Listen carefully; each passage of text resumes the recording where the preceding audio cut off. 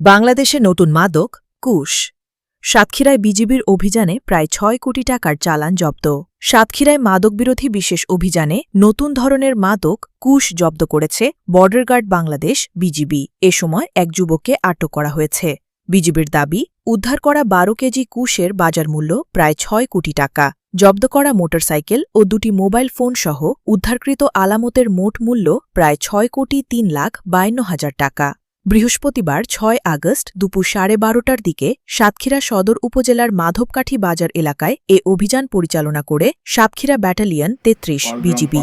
পরে ব্যাটালিয়নের পক্ষ থেকে পাঠানো এক সংবাদ বিজ্ঞপ্তিতে এসব তথ্য জানানো হয়।